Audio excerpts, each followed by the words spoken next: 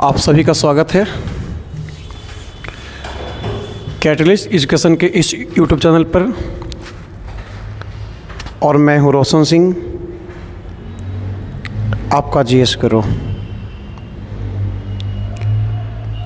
और आज फिर से हम लोग इतिहास के सीरीज को, फिर एक नई इतिहास के सीरीज को लेकर आए हैं जो आपका मध्यकालीन इतिहास होगा। और मध्यकालीन इतिहास के जितने भी सवाल हैं, महत्वपूर्ण सवाल हैं, उन सारे प्रश्नों का आज एनालिसिस चलेगा और एक रिवीजन चलेगा। तो बच्चे समय को बर्बाद ना करें, समय बहुत ही कीमती है। और पहला सवाल का शुरुआत करते हैं दिल्ली सल्तनत। तो आपको पता होना चाहिए सबसे पहले कि दिल्ली सल्तनत का जो समय था ये 1206 से लेकर 1290 था। 1206 से लेकर 1290 था। और इस दिल्ली सल्तनत के अंदर में गुलाम वंश, खिलजी वंश, तुगलक वंश, सैयद वंश और लोदी वंश ने शासन किया था। तो कहा दिल्ली सल्तनत का एकमात्र सुल्तान जिसने स्वयं को खलीफा घोषित किया था। तो स्वयं को खलीफा घोषित करने वाला दिल्ली सल्तनत का जो सुल्तान था, उस सुल्तान का नाम था कुतुबुद्दीन मुबारक खिलजी था। क्या था बच्चे? कुतुबुद्दीन मुबारक खिलजी था। अब देखो एक्चुअली क्या है ना सर, कि जो आप कुतुबुद्दीन मुबारक खिलजी आप देख रहे हो, यही कुतुबुद्दीन मुबारक खिलजी दिल्ली सल्तनत का एक ऐसा सुल्तान था जो महिला के वेश में राज दरबार में जाता था। ये बड़ा इम्पोर्टेंट है कि महिला के वेश में राज दरबार में जाने वाला जो सुल्तान था, उस सुल्तान का नाम क्या है? तो बोलना है कुतुबुद्दीन मुबारक खिलजी था। अब देखो पूरा नाम है कुतुबुद्दीन मुबारक खिलजी, पूरा नाम आता है। अब देखो यहाँ पर जो खलीफा है, ये खलीफा का अर्थ क्या होता है सर? तो ध्यान रखना कि खलीफा का जो अर्थ होता है वो धार्मिक गुरु होता है। खलीफा का अर्थ क्या है? धार्मिक गुरु। तो इस्लाम धर्म में जब पैगंबर मोहम्मद साहब ने इस्लाम धर्म का स्थापना किया था, उसके बाद से ही इसमें एक खलीफा पोस्ट आई थी, खलीफा पद आया था। बाद में खलीफा जो पद था ना, इस खलीफा पद को 1924 में 1924 में समाप्त कर दिया गया। आपसे कोई पूछे खलीफा पद कब खत्म हुआ? 1924 में हुआ था। तो खुद को खलीफा कहने वाला दिल्ली सल्तनत का जो सुल्तान था, उस सुल्तान का क्या नाम था? कुतुबुद्दीन मुबारक खिलजी था। अब देखो बच्चे यहाँ पर एक आपका है कुतुबुद्दीन ऐबक। और कुतुबुद्दीन ऐबक जो था आपको पता है कि गुलाम वंश का संस्थापक है। गुलाम वंश का संस्थापक कौन था? कुतुबुद्दीन ऐबक था। और ये जो ऐबक होता है, ऐबक का अर्थ है चंद्रमा का स्वामी। ऐबक का शाब्दिक अर्थ बोलो क्या है? चंद्रमा का स्वामी, ऐबक का शाब्दिक अर्थ होता है। और यही कुतुबुद्दीन ऐबक दिल्ली सल्तनत का एक ऐसा सुल्तान था जो घोड़ा से गिर के मरा था। आपसे सवाल करेगा कि घोड़ा से गिरकर मरने वाला दिल्ली सल्तनत का सुल्तान कौन था? कुतुबुद्दीन ऐबक था। गुलाम वंश का वास्तविक संस्थापक, आपसे कभी भी एग्जाम में पूछ ले कि गुलाम वंश का वास्तविक संस्थापक कौन था, तो उस सुल्तान का नाम क्या था? इल्तुतमिश था। और इसी इल्तुतमिश को गुलामों का गुलाम भी कहा गया है। और इसी के समय में चंगेज खान वगैरह भी आक्रमण किया था। और बाबर जो था, ये मुगल वंश के संस्थापक हुआ करते थे। बहुत सारे सवाल आएगी, उस सारे सवाल को हम लोग धीरे धीरे डील करते हुए चलेंगे सर।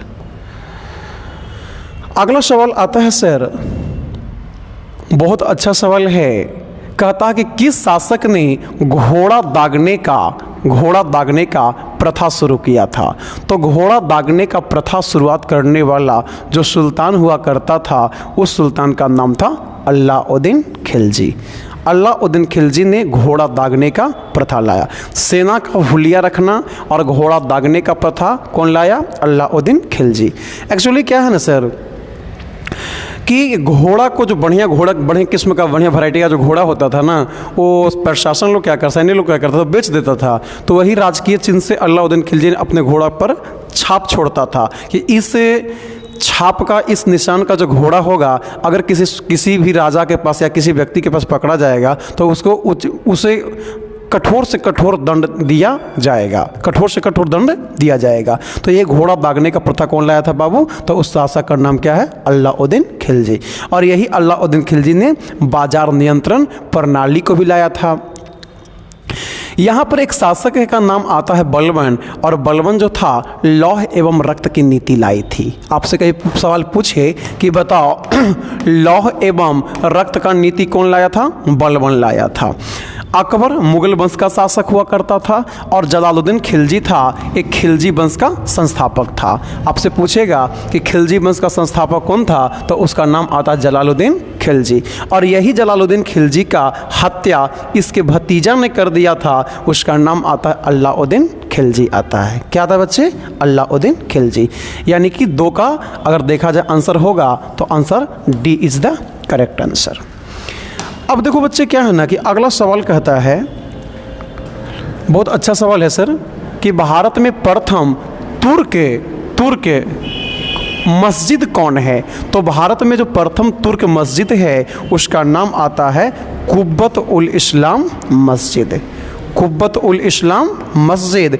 और कुब्बत उल इस्लाम जो मस्जिद है, इस मस्जिद का निर्माण करवाने वाला जो व्यक्ति था उसका नाम था कुतुबुद्दीन ऐबक।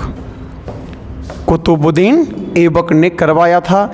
दूसरा बात आपको ध्यान रखना है कि कुब्बत उल इस्लाम जो मस्जिद है ये कहाँ पर स्थित है? तो ध्यान रखना है दिल्ली में है।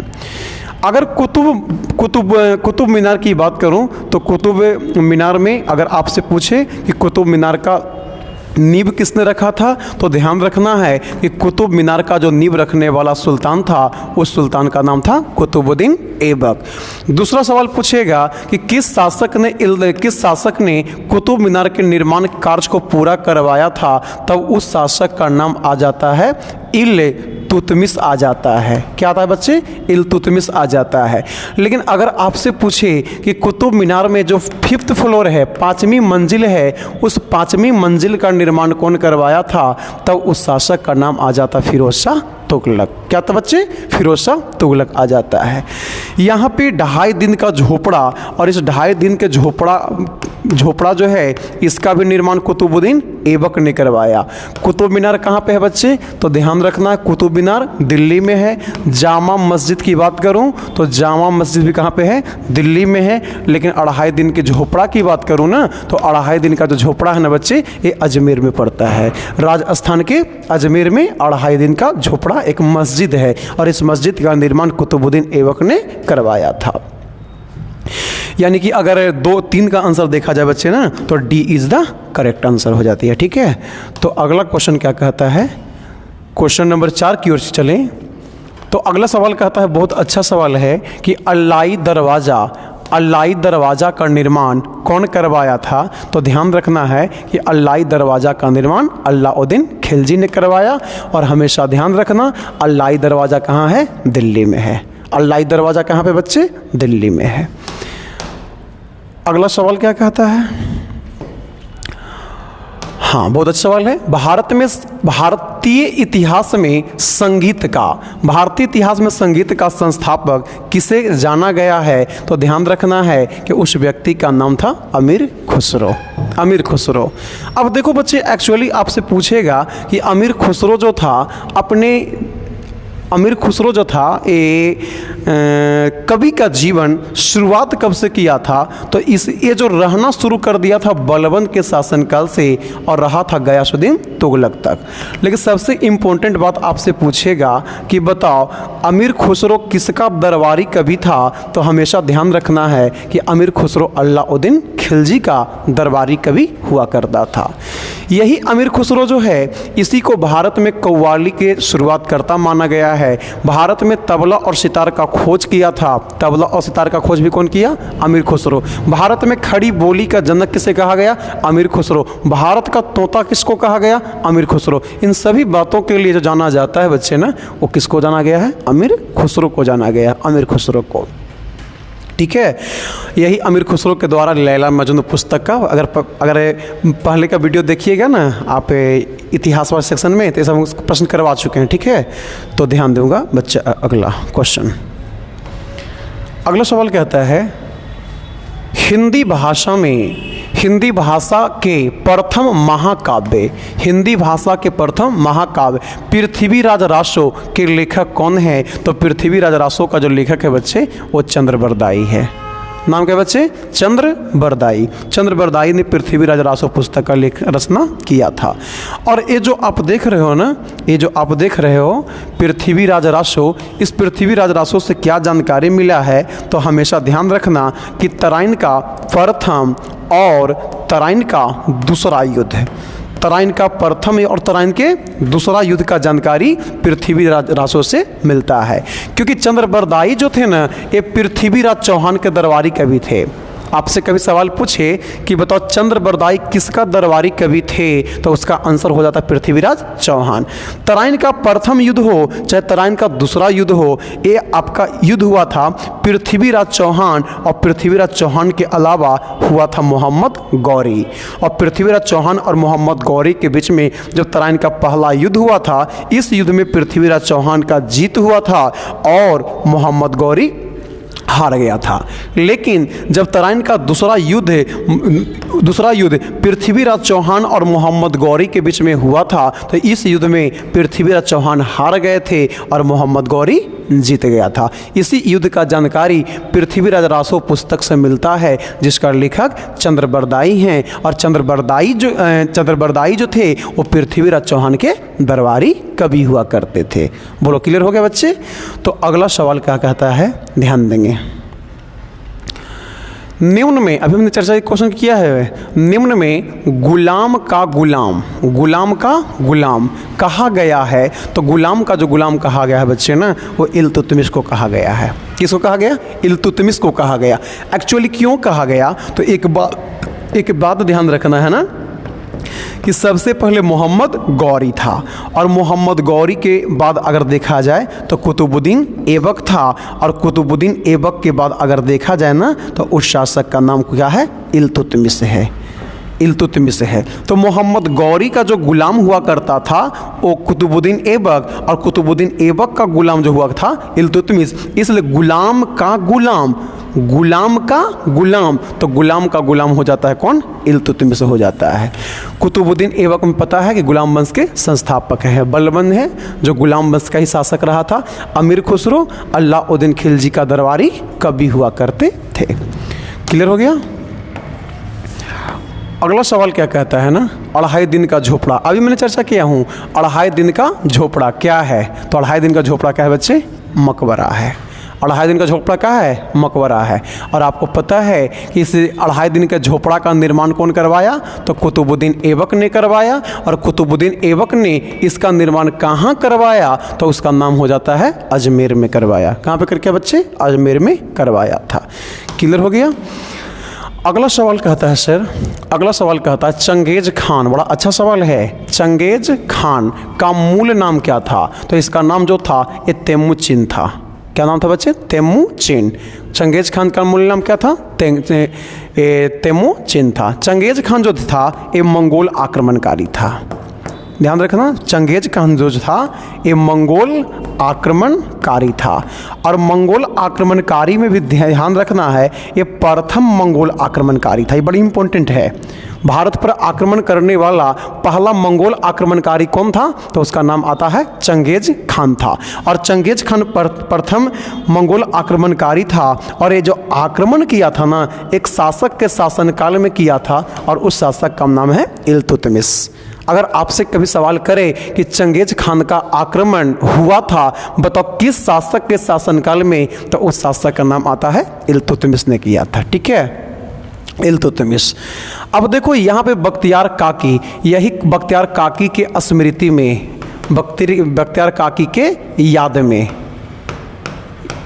में, ठीक है, याद में कुतुब मीनार बना है। कुतुब मीनार बना है।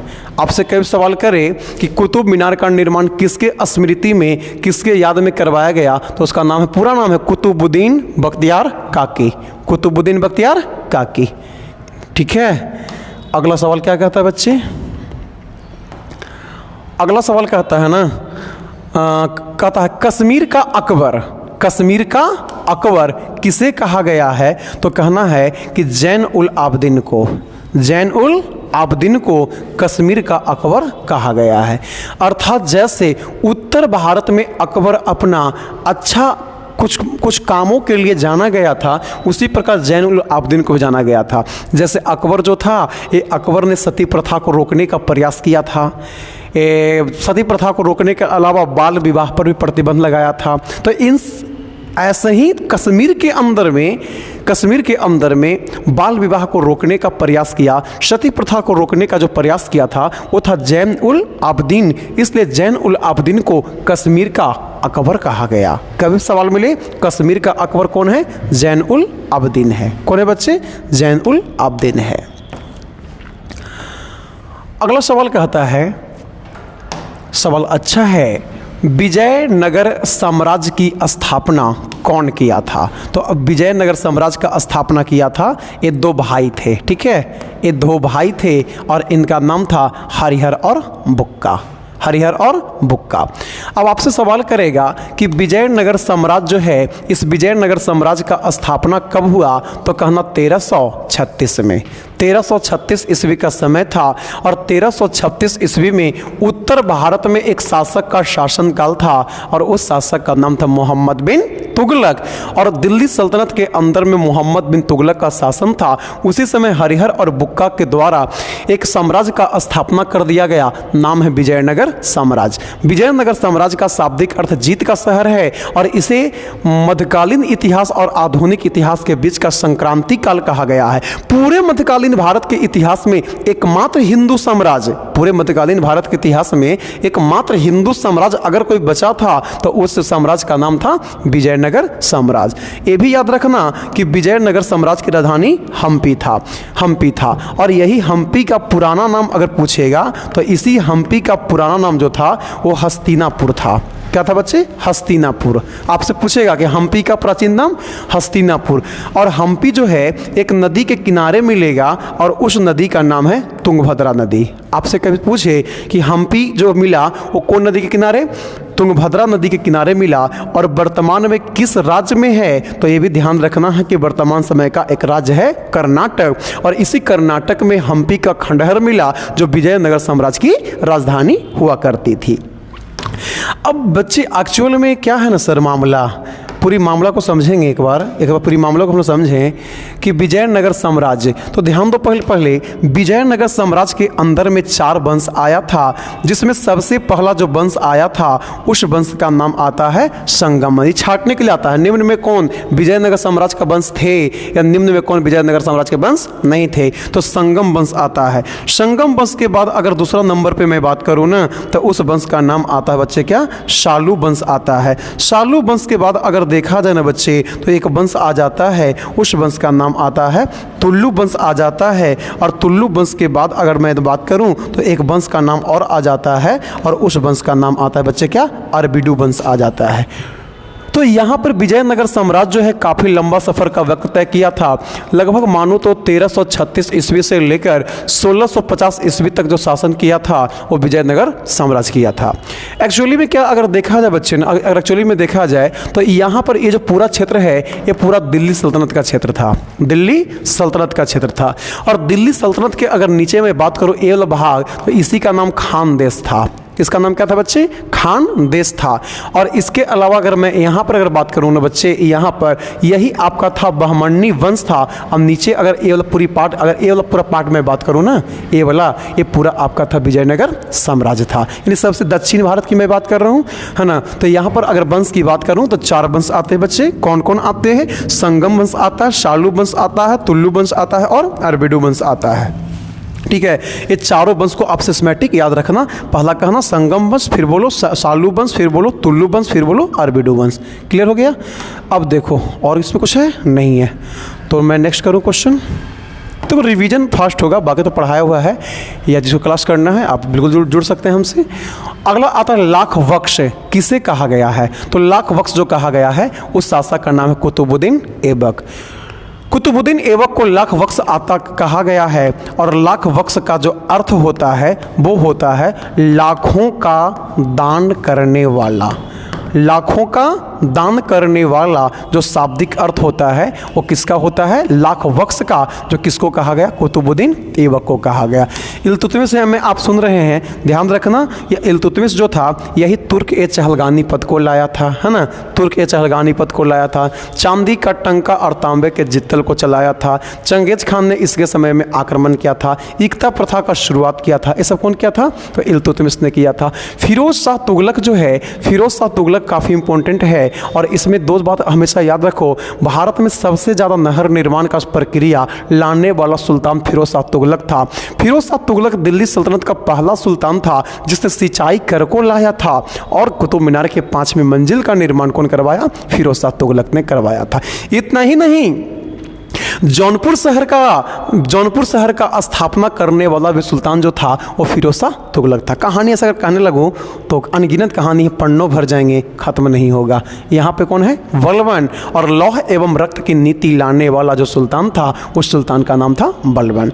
यही बलबन जो था बलबन ने 2 पद लाया था। एक पद का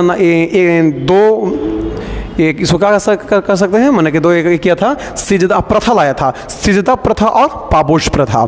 सिजदा प्रथा और पाबोश प्रथा को लाने वाला जो दिल्ली सल्तनत का सुल्तान था उस सुल्तान का नाम क्या था? बलबन था।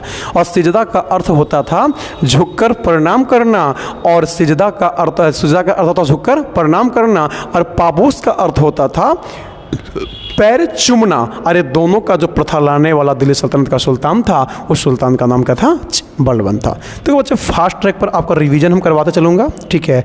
रिवीजन आपका एकदम ज़बरदस्त हो जाएगा, ठीक है। रिवीजन के लिए बढ़िया है, पूरा बात उकड़ चलेंगे पूरा। जब मन करे जब कान में हेडफोन लगाओ, गाना सुनने से अच्छा है कि कुछ कहानी सुन लो, कुछ बात क्लियर हो जाएगी। हाँ लो, अभी चर्चा मैं करूँ, क्वेश्चन नेक्स्ट आ गई। सिजदा एवं पाबोश प्रथा, है ना, तो सिजदा एवं पाबोश प्रथा को लाने वाला सुल्तान कौन था? तो उसका नाम आता है बच्चे क्या? बलबन। रजिया सुल्तान जो थी ना, रजिया सुल्तान ने दिल्ली सल्तनत की एकमात्र महिला मुस्लिम शासिका थी। या दूसरी बात करूँ ना तो तुर्क मुसलमानों के इतिहास में ये पहली महिला शासिका थी। कौन थी बच्चे? रजिया सुल्तान। और यही रजिया सुल्तान जो थी ये पर्दा प्रथा का त्याग कर दी थी, जो इस्लामों में बड़ा गलत माना गया है। पर्दा प्रथा मतलब कि मुंह को ढक कर नहीं रखना वगैरह, ये सब का त्याग कर दी थी रजिया सुल्तान। और मर्दों के वेश में टोपी, जूता, पैजामा, कुर्ता पहनकर राज दरबार में जाने वाली जो शासिका बनी वो रजिया सुल्तान बनी। यही रजिया सुल्तान का एक भाई हुआ करता था जिसका नाम आता है क्या बच्चे? बहराम शाह। और बहराम शाह ने रजिया सुल्तान का 1240 ईस्वी में हरियाणा के कैथाल नामक स्थान पर क्या कर दिया? हत्या कर दिया। और देखो यही जो इल्तुतमिश है, इल्तुतमिश की बेटी थी रजिया सुल्तान।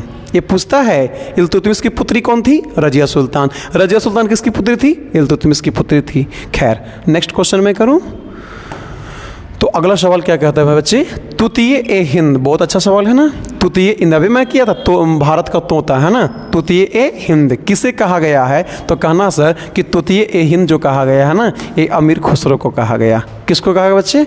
अमीर खुसरो को तुतीय ए हिंद कहा गया। और भारत का तोता या तुतीय ए हिंद कहा गया। भारत में कव्वाली का शुरुआत अमीर खुसरो ने किया। लैला मजनू पुस्तक लिखा तुगलक ने किया, अमीर खुसरो ने किया था। मूल नाम हसन खान था। इसका सारा कहानी पिछले वीडियो में कहीं ना कहीं करवा चुका हूँ मैं। अब्बुल फजल। और अब्बुल फजल जो है इन्होंने एक पुस्तक लिखा था जिसका नाम आता है अकबरनामा। और आपसे पूछेगा अकबरनामा का लेखक कौन है? अब्बुल फजल। अकबरनामा का लेखक अब्बुल फजल। अब्बुल फजल का भाई फैजी थे। ध्यान रखना बच्चे, ये बड़ा इंपॉर्टेंट है। अब्बुल फजल के भाई कौन थे? फैजी। और अकबर के दरबार में, अकबर के शासनकाल में या अकबर के नवरत्न में यही तो नवरत्न थे जो आपस में भाई थे। ये पेपर का पूछा गया सवाल है कि अकबर के नवरत्न में वह कौन सा 2 व्यक्ति थे जो आपस में भाई थे? तो एक का नाम था अब्बुल फजल और एक का नाम का था कि वह क्या बच्चे? फैजी था। क्लियर हो गया। अगला सवाल की बात करूं तो बड़ा अच्छा सवाल आता है सर, अस्थाई सेना की प्रथा किसने आरंभ किया था? तो अस्थाई सेना का जो प्रारंभ किया था उसका नाम आता है अलाउद्दीन खिलजी, अलाउद्दीन खिलजी। और अलाउद्दीन खिलजी जब चित्तौड़ पर विजय अभियान प्राप्त कर लिया था 1303 में, तो 1303 में चित्तौड़ विजय अभियान के बाद बहुत सारे सैन्य विभाग में चेंजिंग लाने वाला जो सुल्तान रहा था ना, वो आपका कौन था? तो अलाउद्दीन खिलजी था। मोहम्मद बिन तुगलक जो था इसको पागल या सनकी बादशाह कहते थे। पूछेगा पागल बादशाह या सनकी बादशाह किस सुल्तान को कहा गया? तो उस सुल्तान का नाम आता है बच्चे क्या? मोहम्मद बिन तुगलक। बाकी ये सब कहानी तो हो चुकी है, क्या सुनाऊं? अब देखो यहाँ पर बहुत अच्छा सवाल आता है बच्चे, सवाल आता है मोहम्मद बिन तुगलक ने अपनी राजधानी दिल्ली से कहाँ किया था? तो कहना कि अपनी राजधानी दिल्ली से दौलताबाद किया था। यानी दौलताबाद को अपनी राजधानी बनाने वाला सुल्तान कौन था बच्चे? तो उस सुल्तान का नाम आता है कौन? तो मोहम्मद बिन तुगलक। और यही मोहम्मद बिन तुगलक का मूल नाम पूछेगा जूना खान था। क्या था बच्चे? जूना खान था। राजधानी कहाँ बनाया? दौलताबाद। ध्यान रखना कि दौलताबाद कहाँ पे पड़ती है? महाराष्ट्र में। कहाँ पे पड़ती है? महाराष्ट्र में पड़ती है। अब देखो एक बात मैं यहाँ पे क्लियर कर देना चाहता हूँ, हर बच्चों को कंसेप्ट क्लियर कर देता हूँ। जब दिल्ली सल्तनत का स्थापना हुआ था तो दिल्ली सल्तनत का जो राजधानी बना था ना, वो कहाँ बना था? लाहौर। कहाँ बने थे बच्चे? लाहौर। लाहौर से राजधानी जो था ना वो दिल्ली आया था। और लाहौर से राजधानी को दिल्ली लाने वाला जो शासक हुआ करता था ना, उस शासक का नाम था बच्चे क्या? इल्तुतमिश था। नाम क्या था बच्चे? इल्तुतमिश था। और दिल्ली के बाद राजधानी जो चला गया था, क्या बोलता है, किलखोरी भी गया था। दिल्ली के बाद अगर राजधानी के मैं देखूं तो किलखोरी भी गया था। और किलखोरी ले जाने वाला जो सुल्तान हुआ करता था ना, उस सुल्तान का नाम था जलालुद्दीन खिलजी था। लेकिन फिर से जब अलाउद्दीन खिलजी आया था तो फिर से राजधानी कहाँ आ गई थी? दिल्ली आ गया था। और दिल्ली से राजधानी दौलताबाद ले गया। और दिल्ली से राजधानी दौलताबाद जो ले गया था ना, उस सुल्तान का नाम तो क्या था? मोहम्मद बिन तुगलक। और यही मोहम्मद बिन तुगलक ने फिर से दिल्ली सल्तनत की राजधानी जो था वो दौलताबाद से हटाकर कहाँ लाया? दिल्ली लाया। लेकिन एक सुल्तान आता है जो दिल्ली सल्तनत की जो राजधानी था वो दिल्ली से हटा दिया था। और दिल्ली सल्तनत से राजधानी हटाकर ले जाने वाला कौन आता था? आगरा। और आगरा जो ले जाने का जो काम किया था, उस शासक का नाम आता है सिकंदर लोदी। ऐसे पढ़ोगे ना कभी मिस्टेक नहीं होगा। कितना अच्छा बात हो गया कि दिल्ली सल्तनत की राजधानी कहाँ थी? लाहौर। और लाहौर को राजधानी बनाने वाला शासक जो था वो कुतुबुद्दीन ऐबक था। कुतुबुद्दीन ऐबक ने दिल्ली सल्तनत की राजधानी लाहौर को बनाया था। लाहौर से दिल्ली कौन ले गया? इल्तुतमिश। दिल्ली से किलखोरी कौन ले गया? जलालुद्दीन खिलजी। दिल्ली से दौलताबाद कौन ले गया? मोहम्मद बिन तुगलक। दौलताबाद से फिर दिल्ली कौन लाया? मोहम्मद बिन तुगलक। दिल्ली से आगरा कौन किया था? सिकंदर लोदी किया था। Any problem? अब सवाल क्या करेगा? दिल्ली को राजधानी बनाने वाला सुल्तान कौन था? पहला सुल्तान कौन था? आंसर बोलो। इल्तुतमिश। दिल्ली से दौलताबाद ले जाने वाला सुल्तान कौन था? मोहम्मद बिन तुगलक। ये वाला सवाल बहुत काफ़ी कम पूछता है, ठीक है। और दिल्ली से आगरा करने वाला सिकंदर लोदी था। देखो यही सिकंदर लोदी जो है ना सर, यही सिकंदर जो लोदी है ये 1504 का समय था। और 1504 में सिकंदर लोदी ने आगरा शहर को बसाया था। आगरा शहर को कौन बसाया था? सिकंदर लोदी ने बसाया था। और 1506 ईस्वी का समय था। और यही 1506 ईस्वी में सिकंदर लोदी ने दिल्ली सल्तनत की राजधानी जो था वो दिल्ली से हटाकर कहाँ कर दिया? आगरा कर दिया। यानी सर कोई दिक्कत नहीं है, ऐसे पढ़ना होगा सर, ठीक है। रट्टा नहीं, पूरी कंसेप्ट के साथ पढ़ना होगा, ठीक है। हाँ, अभी मैं चर्चा किया था कि पागल बादशाह, तो किस सुल्तान को पागल कहा गया था? तो पागल कहा जो गया था उस सुल्तान का नाम था मोहम्मद बिन तुगलक। मोहम्मद बिन तुगलक को क्या बोले थे? तो हम लोग बोलेंगे कि पागल या सनकी बादशाह कहा गया था। बाकी अलाउद्दीन जो खिलजी है इसी को सिकंदर ए सानी कहा गया था, ठीक है। सिकंदर ए सानी कहा गया था। या इसका जो अर्थ मैं देखूँ ना, अर्थ देखूं तो इसी को कह सकते हैं ना बच्चे, क्या कह सकते हैं, द्वितीय सिकंदर। तो सिकंदर ए सानी या द्वितीय सिकंदर जो कहा गया था वो किस सुल्तान को कहा गया था, तो उस सुल्तान का नाम आता है बच्चे अलाउद्दीन खिलजी। अलाउद्दीन खिलजी को कहा गया था। अगला सवाल की मैं बात करूँ ना सर, तो अगला सवाल आता है सर्वप्रथम किस सुल्तान ने सिंचाई कर को लगाया था, तो सिंचाई कर को लगाने वाला जो सुल्तान था उस सुल्तान का नाम था फिरोज शाह तुगलक। और ध्यान रखना भारत में नहर के लिए 2 सवाल पूछता है कि भारत में नहर निर्माण का प्रक्रिया प्रारंभ करने वाला जो सुल्तान था उस सुल्तान का नाम था गयासुद्दीन तुगलक। लेकिन अगर पूछेगा कि भारत में सबसे ज़्यादा नहर का जाल बिछाने वाला या सबसे ज़्यादा नहर को बनवाने वाला दिल्ली सल्तनत का सुल्तान कौन था, तब उस सुल्तान का नाम आता फिरोज शाह तुगलक। सबसे ज़्यादा पूछेगा फिरोज शाह तुगलक, प्रारंभ पूछेगा गयासुद्दीन तुगलक था। और यही गयासुद्दीन तुगलक ने सिंचाई कर को लगा दिया था। तो आपसे पूछेगा सिंचाई कर को लगाने वाला दिल्ली सल्तनत का पहला सुल्तान कौन हुआ करता था, तो उसका नाम आ जाता है क्या, फिरोज शाह तुगलक ने किया था, फिरोज शाह तुगलक। अगला सवाल आता है ना बच्चे, अगला सवाल कहता है कि मोरक्को का यात्री, मोरक्को जो देख रहे हैं ना, मोरक्को का यात्री इब्न बतूता किसके शासनकाल में भारत आया था, तो इब्न बतूता भारत जो आया था ना उस सुल्तान का नाम था मोहम्मद बिन तुगलक। अब सुनो बच्चे, जो आपने देखा यहाँ पर देखा, पलटिक लगा दो, क्या आंसर होगा, मोहम्मद बिन तुगलक, मोहम्मद बिन तुगलक होगा। अब बच्चे यहाँ पर क्या है इब्न बतूता, तो सबसे पहली बात ध्यान रखना है कि इब्न बतूता जो आया था वो भारत में कब आया था, तो 1333 में आया था।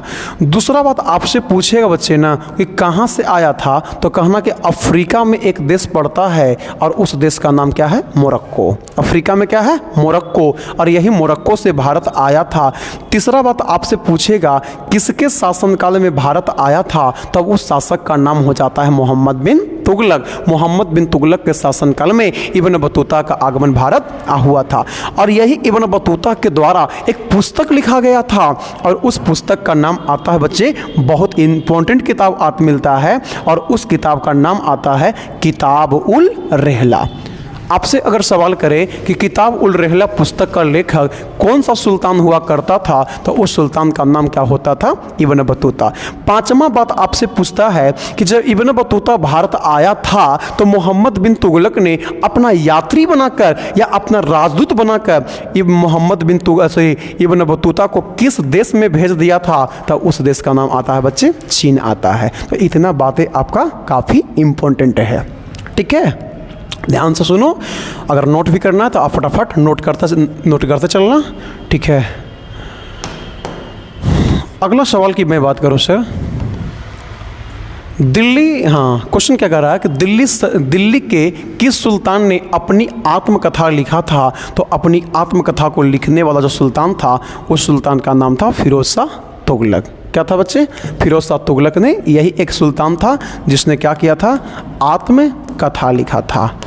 और उसका नाम आता है फुतुहात ए फिरोज शाही। पुस्तक का नाम क्या था, फुतुहात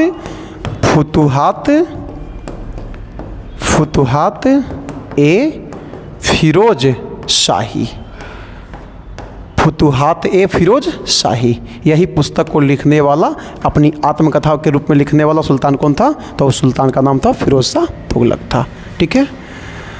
अगला सवाल कहता है,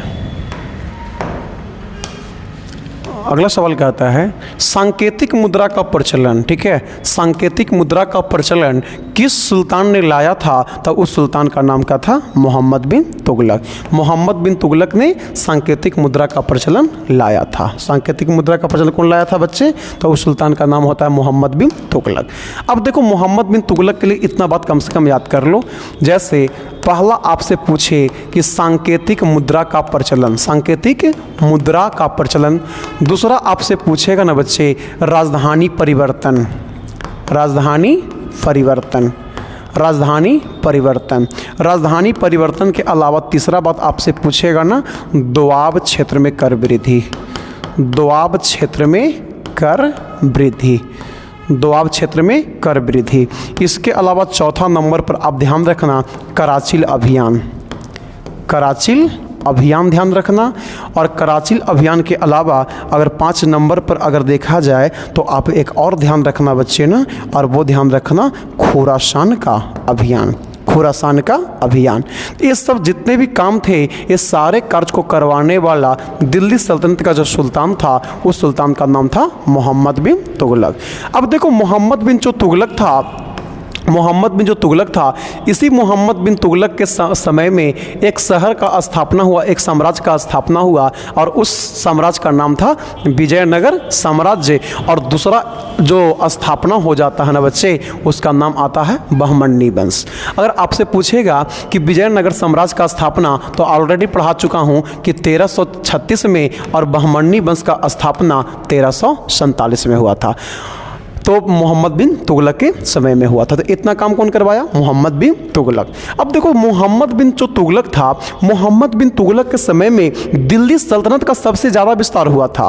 अगर आपसे पूछा जाए कि दिल्ली सल्तनत का सर्वाधिक विस्तार, दिल्ली सल्तनत का सर्वाधिक विस्तार, सबसे ज़्यादा विस्तार करवाने वाला सुल्तान कौन था, तो उस सुल्तान का नाम था मोहम्मद बिन तुगलक। और जितना विस्तार करवाया था उस सभी का विनाश, उस सभी का जो विनाश प्रारंभ हो गया था वो किसके समय से हो गया था, तो उस सुल्तान का नाम है मोहम्मद बिन तुगलक। यदि दिल्ली सल्तनत का सबसे ज़्यादा विस्तार भी हुआ तो मोहम्मद बिन तुगलक, और दिल्ली सल्तनत पतन की ओर लुढ़कना भी प्रारंभ कर दिया था तो उस सुल्तान का नाम आता बच्चे क्या? मोहम्मद बिन तुगलक। जब यही मोहम्मद बिन तुगलक की मृत्यु हुई थी तो इतिहासकारों ने लिखा था कि सुल्तान को प्रजा से और प्रजा को सुल्तान से मुक्ति मिल गया। आपसे सवाल करेगा कि किस सुल्तान के मृत्यु पर इतिहासकारों ने लिखा था कि सुल्तान को प्रजा से और प्रजा को सुल्तान से मुक्ति मिल गया, तो उस सुल्तान का नाम आता बच्चे क्या? मोहम्मद बिन तुगलक था, मोहम्मद बिन तुगलक। तो इतना बात कम से कम आप नोट डाउन कर सकते हो, ठीक है। आप चाहो तो स्क्रीनशॉट पर फटाफट ले लो, या बाकी अगर तो फिर बाकी अगर कॉपी में आपके पास होगा तो आप ऐड करते चलो। अगला सवाल कहता है सर कि विजयनगर साम्राज्य का खंडहर कहाँ मिला है, तो इस जगह का नाम क्या है बच्चे? हम्पी। अभी हमने चर्चा किया था, कहाँ मिला? हम्पी। हम्पी कहाँ पे है बच्चे? तो ध्यान रखना कर्नाटक में है। अगर नदी की मैं बात करूँ ना, तो नदी की बात करें तो नदी एक आती है कौन? तुंगभद्रा। नदी का नाम क्या हो जाएगा बच्चे? तुंगभद्रा।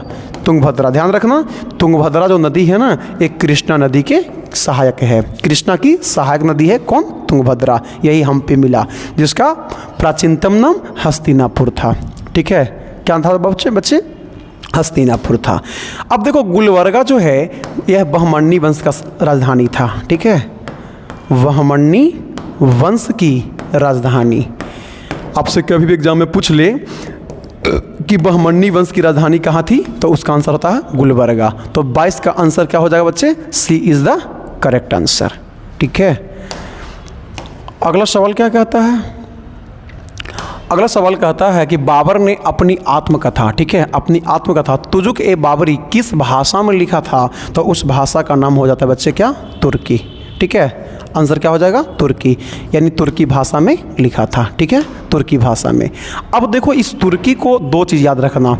अगर आपसे कभी पूछे कि फारसी भाषा में अनुवाद कौन किया, ठीक है, फारसी भाषा में अनुवाद कौन किया, तब उस व्यक्ति का नाम है अब्दुल रहीम।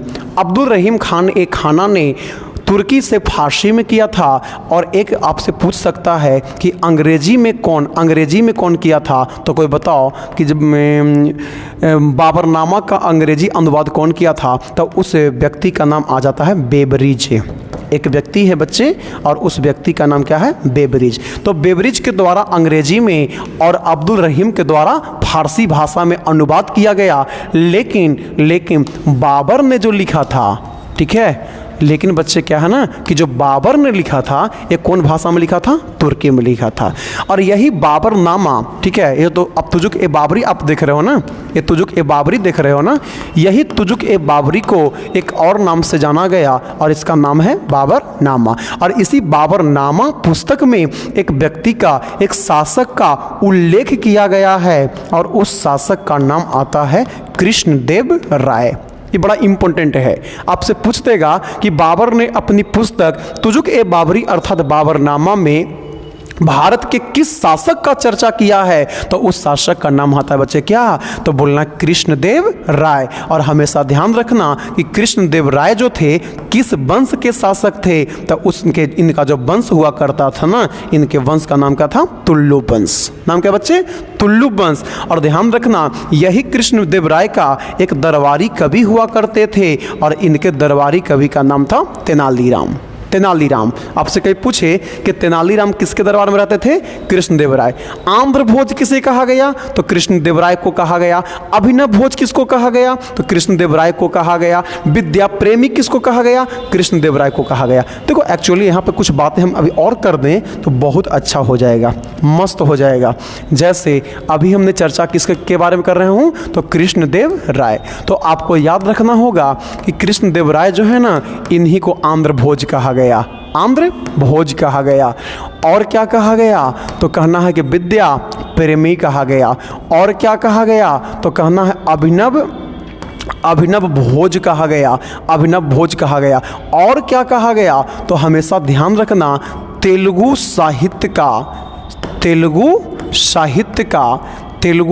का स्वर्ण युग कहा गया। आपसे कभी सवाल करें कि तेलुगु साहित्य का स्वर्ण युग किसके शासनकाल को कहा गया, तो कहना कृष्णदेव राय। और यही कृष्णदेव राय जो है ना, यही कृष्णदेव राय का मंदिर, इन्होंने मंदिर बनवाया था। और एक जो मंदिर बनवाया था उस मंदिर का नाम है विट्ठल स्वामी मंदिर। नाम क्या है बच्चे, विट्ठल स्वामी मंदिर, विट्ठल स्वामी मंदिर। और एक मंदिर का निर्माण और करवाए थे और उस मंदिर का नाम आता है बच्चे क्या, हजारा मंदिर, हजारा मंदिर। अब आपसे सवाल करेगा कि हजारा मंदिर का निर्माण कौन करवाया, कृष्णदेव राय। विट्ठल स्वामीनाथ का मंदिर का निर्माण कृष्णदेव राय। तेलुगु साहित्य का स्वर्ण युग कृष्णदेव राय। अभिनव भोज कृष्णदेव राय। विद्या प्रेमी कृष्णदेव राय। आंध्र भोज कृष्णदेव राय। और बाबरनामा में किसका चर्चा मिला, कृष्णदेव राय। और कृष्णदेव राय जो थे वो कौन सा वंश के शासक हुआ करते थे, तो इनके जो वंश था याद करो तुल्लु वंश। और याद करो तुल्लु वंश जो था वो विजयनगर साम्राज्य में था। विजयनगर साम्राज्य के अंदर में मैंने 4 वंश का चर्चा किया था। कौन कौन वंश का, संगम वंश, सालू वंश, तुल्लु वंश, अरविडो वंश। संगम वंश, सालू वंश, तुल्लु वंश, अरविडो वंश। समझ में आई? चाहो तो आप स्क्रीनशॉट ले लो या आप नोट डाउन कर सकते हो, जैसे भी करें। चलें, तो अगला सवाल क्या कहता है बाबू, अगला सवाल कहता है ना, अच्छा सवाल आता है, हुमायूंनामा। ठीक है, हुमायूंनामा का रचना कौन किया था, तो हुमायूंनामा का रचना किया था उसकी बहन थी गुलबदन बेगम। ठीक है, हुमायूंनामा जो है वो हुमायूंनामा जो है किसका जीवनी है, तो कहना हुमायूं का। किसका बच्चे, हुमायूं का। हुमायूं का जो जीवनी है वो बताओ कौन है, हुमायूंनामा। और इसका रचना जो करने वाले जो व्यक्ति थे उसका बहन थी, इनकी बहन हुआ करती थी, क्या थे विधि, रिश्ता में बहन थी, गुलबदन बेगम। अकबर के कहने पर गुलबदन बेगम ने हुमायूंनामा लिखी थी। अगर आपसे पूछे किसके कहने पर, तो अकबर के कहने पर गुलबदन बेगम के द्वारा हुमायूंनामा पुस्तक का रचना किया गया, जो हुमायूं का जिंदगी जीवनी की मिलती है। ठीक है, अबुल फजल और अबुल फजल के द्वारा एक, अभी हमने चर्चा किया था, एक पुस्तक लिखा गया था और इसके द्वारा लिखा गया अकबरनामा, अकबरनामा। अगला सवाल क्या कहता है ना बच्चे, अगला सवाल कहता है कि अकबर एवं महाराणा प्रताप, अकबर एवं महाराणा प्रताप के बीच में हल्दी घाटी का युद्ध किस वर्ष लड़ा गया था, तो ध्यान रखना है कि हल्दी घाटी का युद्ध 1576 ईस्वी में हल्दी घाटी का युद्ध लड़ा गया था। ध्यान रखना कि हल्दी घाटी का जो युद्ध हुआ था ये भारत के किस राज्य में हुआ था, तो ध्यान रखना है राजस्थान में। कहाँ हुआ था बच्चे, राजस्थान के अंदर में हल्दी घाटी का युद्ध लड़ा गया था। अगला सवाल आता है बच्चे, किस शासक ने न्याय की घंटी लगवाई थी, तो देखो घंटी को हो सकता है कहीं कहीं आपको लिखा मिल सकता है न्याय की जंजीर, और न्याय की जंजीर को लगवाने वाला या न्याय की घंटी को लगवाने वाला शासक जो हुआ करता था उस शासक का नाम था जहांगीर। मुगल बादशाह जहांगीर ने लगवाया था। किसने लगवाया था, जहांगीर ने लगवाया था। ये जो जहांगीर आप देख रहे हो ना, इसी जहांगीर का नाम पूछता है मूल नाम क्या था, तो कहना कि जहांगीर का मूल नाम सलीम था। और शाहजहां जो है, इस शाहजहां का जो मूल नाम था इसको खुर्रम कहते थे। खुर्रम किसको कहा गया? शाहजहां को। और सलीम किसको कहा गया? जहांगीर को। और ध्यान रखना कि एक शासक और है, और उस शासक का नाम क्या है? औरंगजेब। और औरंगजेब जो था ना बच्चे, इस औरंगजेब को एक नाम से जाना गया और इसको कहा गया आलमगीर। आलमगीर, औरंगजेब, सलीम, जहांगीर, खुर्रम, शाहजहां। ठीक है, बाकी तो इधर पता है ही। अगला सवाल कहता है किस राजपूत शासक ने मोहम्मद गौरी को पहली बार हराया था? तो उसका नाम आता है क्या? भीम द्वितीय। क्या बच्चे? भीम द्वितीय। और भीम द्वितीय ने जो हराया था 1178 में हराया था। और कहाँ पे हराया था? तो ध्यान रखना कि भारत का एक राज्य है गुजरात। और यही हार मोहम्मद गौरी के जीवन की पहली हार रहा था।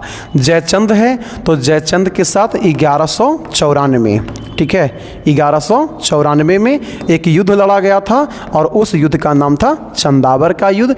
पृथ्वीराज तृतीय या पृथ्वीराज चौहान के बीच में तराइन का प्रथम और तराइन का दूसरा युद्ध लड़ा गया था, पृथ्वीराज चौहान के साथ लड़ा गया था। तो ये भी क्लियर हो गया। इसका आंसर क्या हो जाएगा? भीम द्वितीय, यानी 17 इसके B is the correct answer.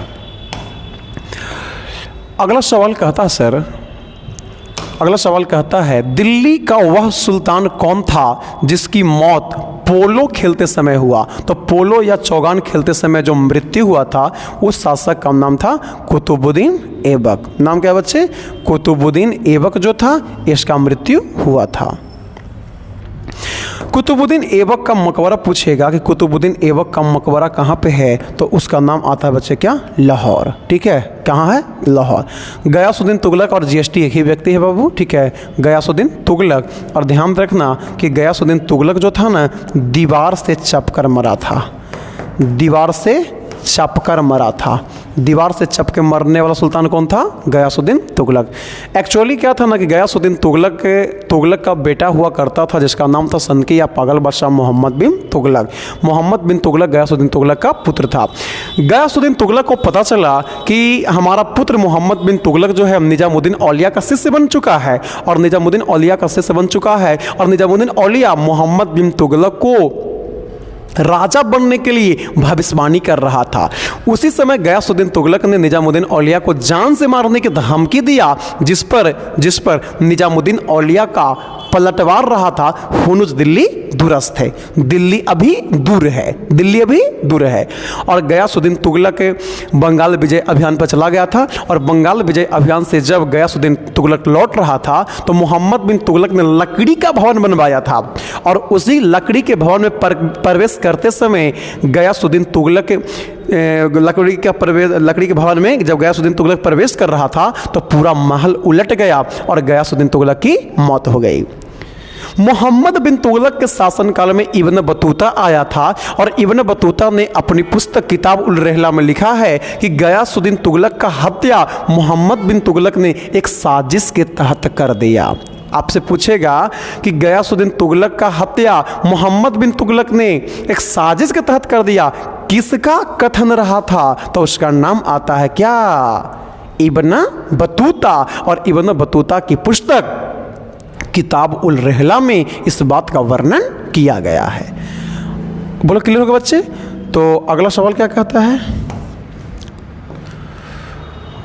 अगला सवाल कहता है कि प्रसिद्ध फारसी त्यौहार, ठीक है, फारसी त्यौहार नवरोज का प्रचलन कौन लाया था? तो नवरोज का शुरुआत कौन किया था? बलबन किया था। कौन किया था? बलबन। तो बलबन में एक बात ध्यान रखना कि बलबन के शुरुआत में क्या आया? नवरोज का। बलबन ने शुरुआत किया किस चीज़ का? नवरोज का शुरुआत किया। और किसका शुरुआत किया था? सिजदा का शुरुआत किया था। सिजदा के अलावा और शुरुआत क्या किया था? पाबोस का शुरुआत किया था। ठीक है, नवरोज, सिजदा और पाबोस का शुरुआत किया था। और क्या चलाया था? तो ध्यान रखना, लौह एवं रक्त की नीति, लौह एवं रक्त की नीति, ये सब लाने वाला जो शासक हुआ करता था, उस शासक का नाम क्या था बच्चे? तो बच्चे आता है उसका आंसर बलबन आता है। क्या है? बलबन आता है। अगला सवाल कहता है वह अकेली रानी कौन थी जिसने दिल्ली पर शासन की थी। तो वह अकेली रानी जिसने दिल्ली पर शासन की थी, दिल्ली पर शासन की थी, तो उसका नाम आ जाता है रजिया सुल्तान। ठीक है, रजिया सुल्तान। अब देखो रजिया सुल्तान में दो चीज़ याद रखना। रजिया सुल्तान का एक प्रेमी था, एक प्रेमी था, और इसके प्रेमी का नाम याकूत था, याकूत था। लेकिन शादी जो हुआ था ना, शादी जो हुआ था अल्तुनिया के साथ हुआ था। अल्तुनिया, अल्तुनिया के साथ शादी किया था। कौन? रजिया सुल्तान। और गैर तुर्की मर्दों के संबंध में आने के कारण बहराम शाह ने रजिया सुल्तान का हत्या करवा दिया था। रजिया सुल्तान इल्तुतमिश की बेटी हुआ करती थी, और रजिया सुल्तान जो थी ये 1236 से लेकर 1240 तक शासन की थी। ठीक है, तो रजिया सुल्तान हो गया, यहाँ तक हो गया। आप स्क्रीनशॉट लगा लो फटाक से। ठीक है, लगा लिए होंगे। अब देखो बच्चे और क्या है, मेहरुनिसा। ठीक है, मेहरुनिसा। और ध्यान रखना कि मेहरुनिसा जो मूल नाम था ये किसका था? नूरजहाँ का था, नूरजहाँ का था। और ध्यान रखना कि नूरजहाँ का, इसको थोड़ा सा और मैं बढ़ा दूँ तो और अच्छा हो जाएगा। ठीक है, अब देखो बच्चे यहाँ पे क्या है ना कि नूरजहाँ जो है, नूरजहाँ, इसी नूरजहाँ का मूल नाम क्या था? मेहरुनिसा। इसकी माँ का नाम पूछता है बच्चे, तो इसकी माँ जो हुआ करती थी ना, इसके माँ का नाम था असमत बेगम। इसकी माँ कौन थी? असमत बेगम। और यही असमत बेगम के द्वारा, याद रखना, इत्र का खोज किया गया था। गुलाब से इत्र निकालने का खोज कौन की थी? असमत बेगम ने की थी। इसके बाद आपसे पूछेगा कि इसका पिता कौन थे, तो इसके पिता का जो नाम आता है ना बच्चे, वो आता है गयासेब मिर्ज़ा। क्या था बच्चे? गयासेब मिर्ज़ा, गयासेब मिर्ज़ा। इसके बाद इसका भाई का नाम पूछता है, तो इसके भाई का जो नाम हुआ करता था ना, इसका भाई था आशफ खान। इसका भाई कौन था बच्चे? आशफ खान था, आशफ खान था। इसके बाद इसका अगर पति पूछ दे, पति माने शादी किससे हुआ था, तो इसका जो शादी हुआ था ना बच्चे, ये हुआ था अली कुल्ली बेग। किससे हुआ था बाबू? अली कुल्ली बेग। तो अली कुल्ली बेग से विवाह हुआ था किसका? नूरजहाँ का। भाई कौन था? आशफ खान। पिता कौन था? गयासेब मिर्ज़ा। और जो गयासेब मिर्ज़ा आप देख रहे हो ना, इसी का नाम एतमा दुदौला था। ठीक है, एतमा दुदौला। एतमा दुदौला किसको कहा गया था? तो गयासेब मिर्ज़ा को कहा गया था। माँ कौन थी? असमत बेगम थी। ठीक है, यही नूरजहाँ के द्वारा, ध्यान देगा बच्चे, बहुत इंपॉर्टेंट है, नूरजहाँ के द्वारा एक नूरजहाँ गुट का निर्माण किया गया। नूरजहाँ के द्वारा एक नूरजहाँ गुट का निर्माण किया गया। ये नूरजहाँ गुट में कौन कौन शामिल था? तो ध्यान रखना है कि नूरजहाँ गुट में स्वयं शामिल थी, स्वयं शामिल थी। मैंने कौन? मेहरुनिसा अर्थात कौन? नूरजहाँ। नंबर 2 पर पूछेगा कौन था, तो नंबर 2 पर आपको माँ भी थी। नंबर 3 पर अगर बात करें ना, तो नंबर 3 पर इसका पिता भी थे। नंबर 4 पे बात करें ना, तो नंबर 4 पे कौन था? भाई था। और नंबर 5 पर बात करूँ ना, तो नंबर 5 पर एक व्यक्ति का नाम और आ जाता है, और उसका नाम है शाहजहाँ। शहजादा शाहजहाँ, जिसको तुम खुर्रम कहते हो, जो जहांगीर का बेटा हुआ करता था, यही शाहजहाँ जो था, यानी 5 व्यक्ति जो थे यही नूरजहाँ गुट में शामिल थे। हमने कई बार दरोगा, बिहार एसएससी रेलवे या अदर जितने भी सेंट्रल गवर्नमेंट और स्टेट गवर्नमेंट के एग्जाम होते हैं, उस एग्जामों में हमने देखा है, प्रश्न को पूछता है कि निम्न में कौन नूरजहाँ गुट में शामिल थी या निम्न में कौन नूरजहाँ गुट में शामिल नहीं थी। तो यहाँ पर नूरजहाँ गुट में 5 सदस्य को याद रखना। कौन? स्वयं, मतलब कि क्या बाबू? नूरजहाँ। स्वयं माने नूरजहाँ। स्वयं, तो स्वयं का मतलब क्या हो गया बच्चे? नूरजहाँ हो गया। ठीक है, नूरजहाँ हो गया। उसके बाद माँ, तो माँ यहाँ पर क्या आ गया? माँ। तो माँ कौन थी? असमत बेगम। पिता, तो पिता का मतलब क्या होगा? गयासेब मिर्ज़ा या एतमा दुदौला। भाई, और भाई कौन था बच्चे? आसफ खान। पति की मौत हो चुकी थी, और इसका विवाह जो हुआ था ना, इसका विवाह जो हुआ था, ये जहांगीर के साथ भी विवाह की थी। जहांगीर के साथ भी विवाह की थी। और जहांगीर के साथ जो विवाह की थी ना, ध्यान रखना कब की थी, तो कहना 1611 में। नूरजहाँ ने 1611 में जहांगीर से विवाह की थी। इतना बात याद रहेगा, स्क्रीनशॉट लगा लो फटाक से, और मैं कर दूं कुछ बातें। अब देखो बच्चे क्या है ना कि जहांगीर जो था, ये जो जहांगीर आप देख रहे हो ना, ये जहांगीर के 3 पत्नी का चर्चा आपको मिलेगा। ठीक है, जहांगीर के 3 पत्नी का चर्चा मिलेगा। माना जाता है कि जहांगीर का एक पत्नी हुआ करती थी, और इसका नाम था मानबाई। पहली पत्नी का नाम क्या है बच्चे? मानबाई। दूसरी पत्नी की मैं बात करूँ ना तो इसकी दूसरी पत्नी हुआ करती थी जिसका नाम हुआ करता था जगत गोसाई। और तीसरा जो पत्नी यानी तीसरा जो विवाह किया था ना एक से किया था और उसका नाम क्या था बच्चे? नूरजहां था। क्या था? नूरजहां। जहांगीर ने 3 विवाह किया था। किससे किससे किया था? मानबाई से, जगत गोसाई से और नूरजहां से। मानबाई से एक संतान हुआ करता था, मानबाई से एक संतान हुआ करता था और उस संतान का नाम था खुसरो। मानबाई से संतान कौन हुआ करता था? खुसरो। और जगत गोसाई जो था, इसी जगत गोसाई से एक संतान हुआ करता था और उस संतान का नाम था शाहजहां। क्या नाम था बच्चे? शाहजहां था।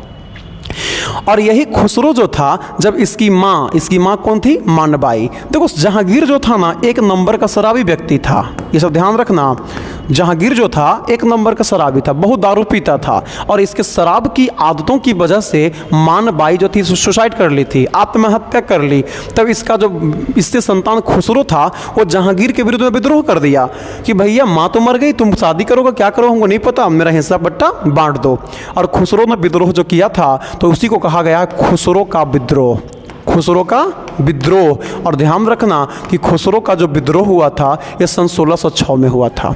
आपसे कभी सवाल करें कि खुसरो का विद्रोह किस वर्ष हुआ था तो खुसरो का विद्रोह 1606 में हुआ था।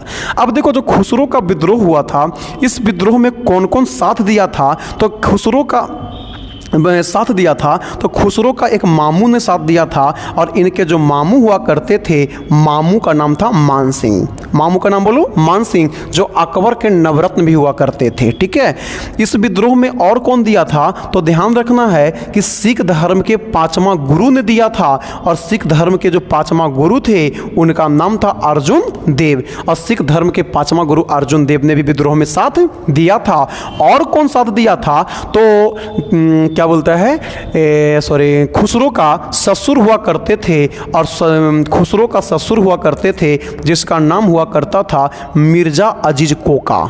ससुर का नाम बोलो क्या था बच्चे? मिर्जा अजीज कोका। और मिर्जा अजीज कोका ये तीनों ने खुसरो के विद्रोह में खुसरो का साथ दिया था और इसी कारण से अर्जुन देव को जहांगीर ने फांसी दिलवा दिया था। ये लाइन बड़ा इंपॉर्टेंट है। जहांगीर ने किस सिख गुरु को फांसी दिलवाया था तो उसका नाम आता क्या बच्चे? अर्जुन देव। अर्जुन देव। क्लियर हो गया? ठीक है।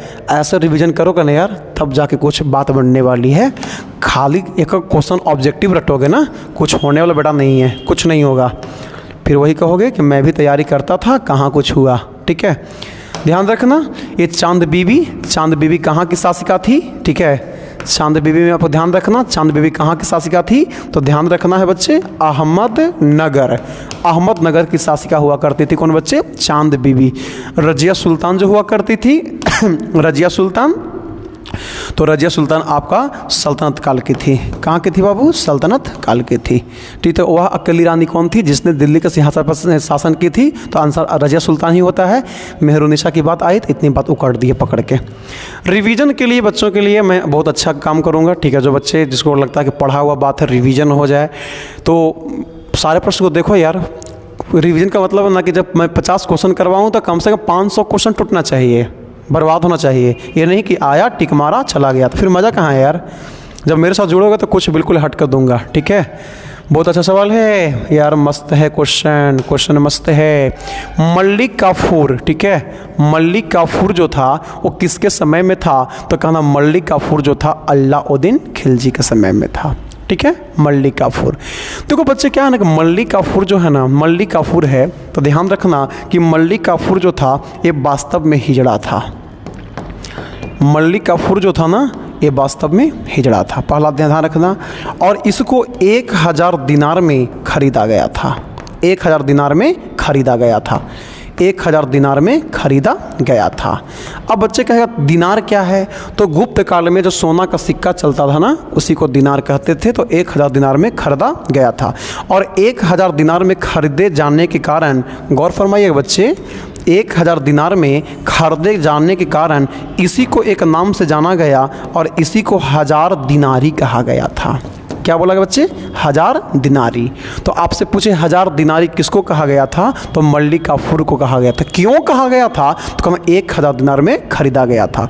तीसरी बात सबसे इम्पोर्टेंट आता है ना बउआ, तीसरी बात सबसे इम्पोर्टेंट आता है कि कहाँ से खरीदा गया था? तो कहना कि जब 1298 में गुजरात का विजय अभियान करके अलाउद्दीन खिलजी का 2 सेनापति हुआ करते थे। एक का नाम था नुसरत खान। देखो ध्यान से उतर गया यार, ध्यान से उतर गया।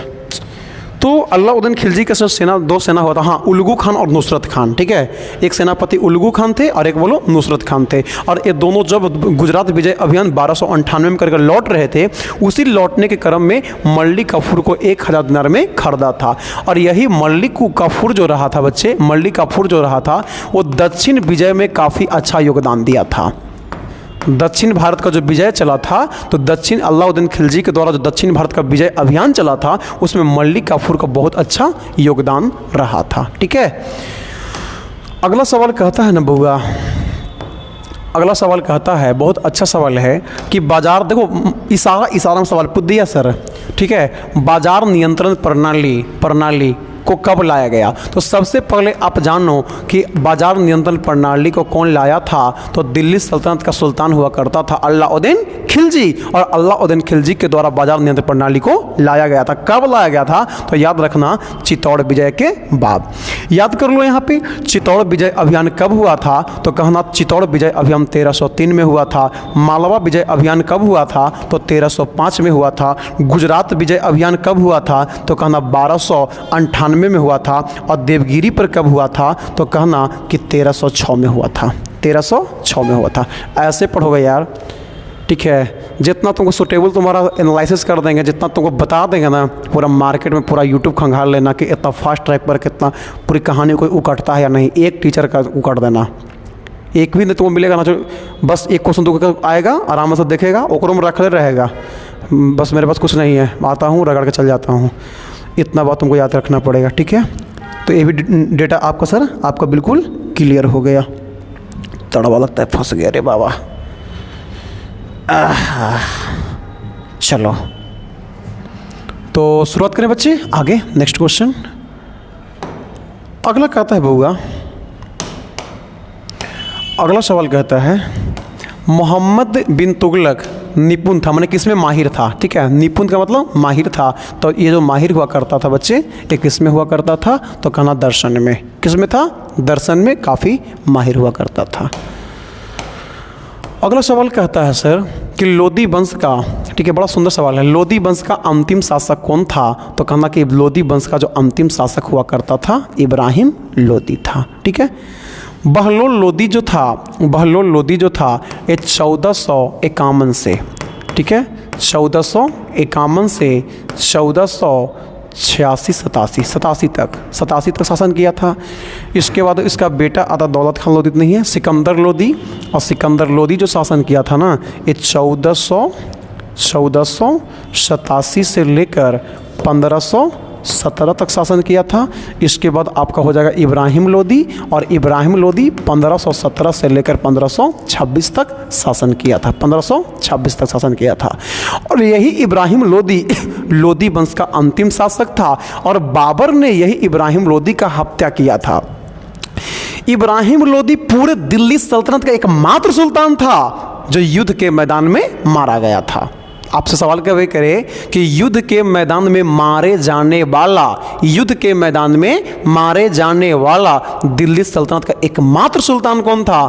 तो उस सुल्तान का नाम था इब्राहिम लोदी था, ठीक है, इब्राहिम लोदी। अगला सवाल कहता है विजयनगर को वर्तमान में क्या कहा जाता है? तो विजयनगर को वर्तमान समय में बच्चे क्या कहते हैं? हम्पी कहते हैं, करवा चुका हूँ, हम्पी कहते हैं। बहमनी राजा की राजधानी, ठीक है, बहमनी जो वंश थी, अब चक्कर थे, तो बहमनी के वंश की राजधानी कहाँ थी बच्चे? गुलबर्गा था, ठीक है, कहाँ था? गुलबर्गा।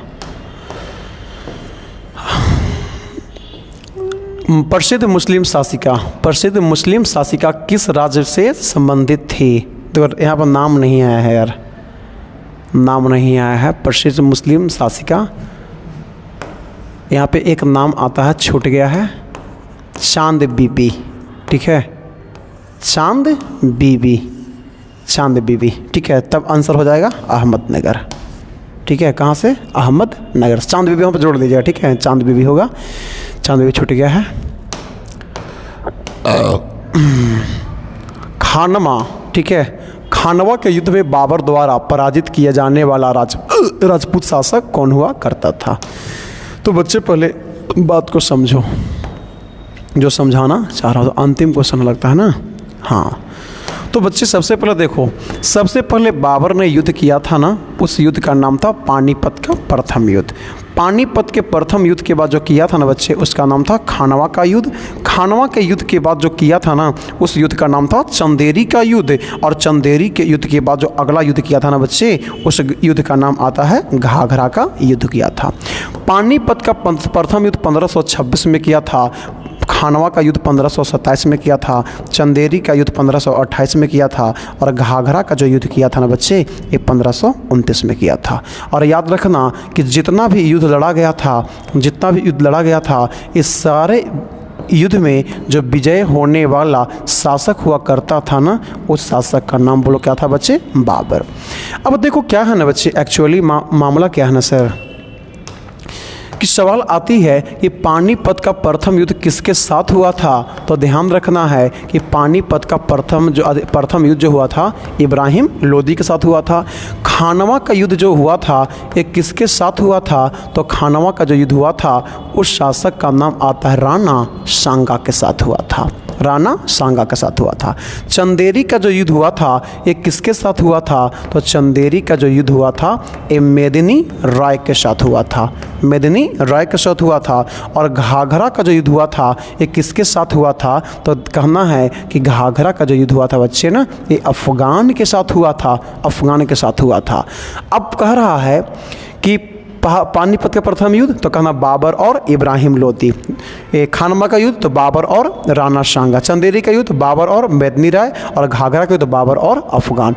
1526, 1527, 1528, 1529, 1530। 30 में तो बाबर की मृत्यु हो चुकी थी। अब क्वेश्चन सारा बात समझ में आ गई। अब क्वेश्चन देखो क्या कह रहा है। अब क्वेश्चन क्या कह रहा है बच्चे? क्वेश्चन क्या कह रहा है कि खानवा का युद्ध में, ठीक है, खानवा के युद्ध में बाबर द्वारा पराजित किया जाने वाला राजपूत शासक कौन हुआ करता था? तो उस शासक का नाम था राणा सांगा। ठीक है, कौन शासक था? राणा सांगा। और राणा सांगा कब हारे थे बाबू? तो कहना 1527 में। ऐसे पढ़ोगे तो एक बस टारगेट रहता है, ये अंतिम क्वेश्चन था, 38 क्वेश्चन की सीरीज है। ठीक है, तो मेरा उद्देश्य रहता है कि क्वेश्चन का आंसर भी बता दूं और साथ में सारा बात को प्रैक्टिस कराते चलूं और रिवीजन कराते चलूं। तो आपसे एक बार चलते चलते आग्रह रहेगा, विनम्र आग्रह है कि चैनल को ज़रूर सब्सक्राइब कीजिएगा और लिंक को उन मित्रों तक पहुंचाइएगा जो मित्र तैयारी करते हैं, जो मेहनत कर रहे हैं। उन मित्रों तक लिंक को पहुंचाइए, क्योंकि मार्केट में बहुत सारे बच्चों को अच्छे शिक्षक की मांग है और हम लोग अच्छे कंटेंट लाते हैं। तो आप लोग सपोर्ट कीजिए, चैनल को सब्सक्राइब कीजिए। वीडियो पर एक बार लाइक करने में कुछ नहीं जाता, एक बार वीडियो को लाइक कीजिए। चैनल को उन मित्रों तक पहुँचाइए, अपने सारे व्हाट्सएप ग्रुप में, अपने जितने भी टेलीग्राम ग्रुप है, अपना स्टेटस है, हर जगह एकदम आग की तरफ फैलाइए। आपके सपोर्ट की वजह से हम भी आगे की ओर बढ़ेंगे। फिर मिलेंगे किसी अगले वीडियो में, तब तक के लिए धन्यवाद। शुभ रात्रि।